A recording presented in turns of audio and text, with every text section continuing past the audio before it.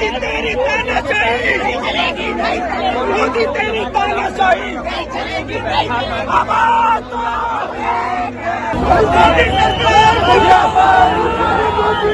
मोदी सरकार नागरिकता संशोधन कानून CAA और NRC आंदोलन आजाद भारत में अल्पसंख्यकों का सबसे बड़ा मूवमेंट रहा है, जिसका सेंटर दिल्ली का शाहीन बाग था। संवैधानिक अनुशासन और नैतिकता के दायरे में रहकर ये आंदोलन करीब 100 दिन तक चला था, जिसे पूरी दुनिया का ध्यान अपनी तरफ खींचा।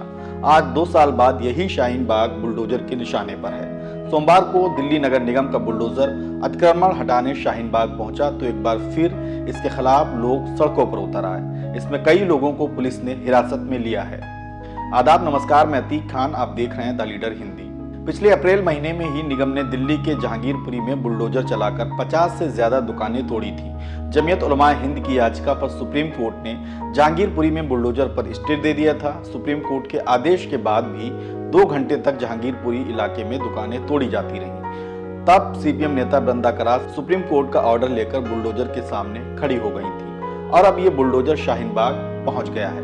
शाहीन बाग में अतिक्रमण के नाम पर बुलडोजर कार्रवाई को CPM ने अमानवीय, असंवैधानिक और अस्वीकार्य बताया है। सोमवार को शाहीन बाग में दिल्ली पुलिस फोर्स की मौजूदगी में निगम के अधिकारी अतिक्रमण हटाने पहुंचे, जहां सैकड़ों स्थानीय लोग बुलडोजर के सामने खड़े हो गए और कार्रवाई के खिलाफ नारेबाजी की। प्रदर्शनकारियों ने कहा कि सरकार मुसलमानों के दिमाग पर बुलडोजर चलाना चाहती है।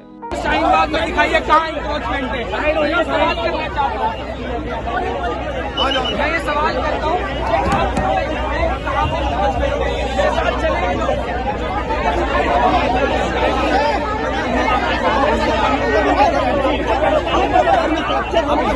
यहाँ पर देखिए जिस तरीके से मोदी तेरी तानाशाही मोदी तेरी तानाशाही आवाज दो।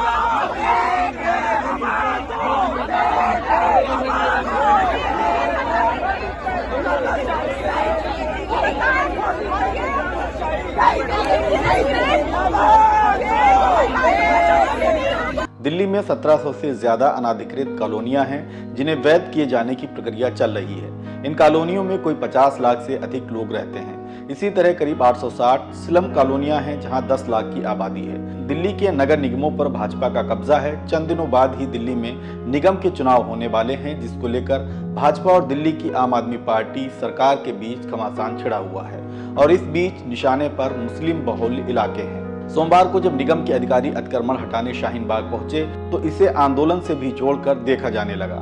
कई लोग बुलडोजर के आगे लेट गए, जिन्हें पुलिस ने हिरासत में ले लिया।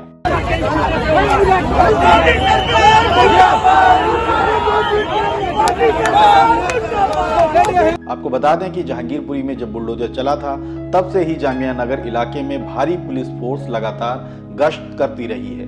अचानक क्षेत्र में पुलिस की गश्ती को लेकर यहां कोई ना कोई कार्रवाई होने की चर्चा और आशंका पहले से ही थी, जो अब बुलडोजर के तौर पर सामने आई है। मुस्लिम संगठन और सामाजिक कार्यकर्ता इसे अल्पसंख्यक मुसलमानों के खिलाफ राजनीतिक द्वेष की कार्रवाई के तौर पर देख रहे हैं। जमीयत उलमा हिंद, ऑल इंडिया मजलिस-ए इत्तेहादुल मुस्लिमीन और दूसरे संगठन इन कार्रवाइयों के खिलाफ कानूनी लड़ाई का दम भर रहे हैं, लेकिन एक के बाद एक जिस तरह से मुसलमानों की प्रॉपर्टीज पर बुलडोजर चल रहा है, उससे एक बड़े वर्ग में बेचैनी का भाव और रोजी रोटी का संकट जरूर पैदा होता जा रहा है। बहरहाल भारी विरोध प्रदर्शन के बीच शाहीन बाग में बुलडोजर का मामला सुप्रीम कोर्ट पहुंच गया है और MCD को बुलडोजर पीछे हटाने पड़े। यहां CRPF के करीब 100 जवान तैनात किए गए हैं। आम आदमी पार्टी के विधायक अमानतुल्लाह खान ने कहा कि निगम ये सब राजनीतिक कारणों से कर रही है। अगर कहीं अवैध कब्जा चिन्हित किया गया है तो हमें बताएं, हम आम सहमति से उसे हटवाएंगे। लेकिन आप विधायक अमानतुल्लाह खान का ये पर्सनल स्टैंड है जो पहले भी लेते रहे हैं। दरअसल जहांगीरपुरी में जब बुलडोजर चला था तो उनकी पार्टी का स्टैंड बुलडोजर के पक्ष में था।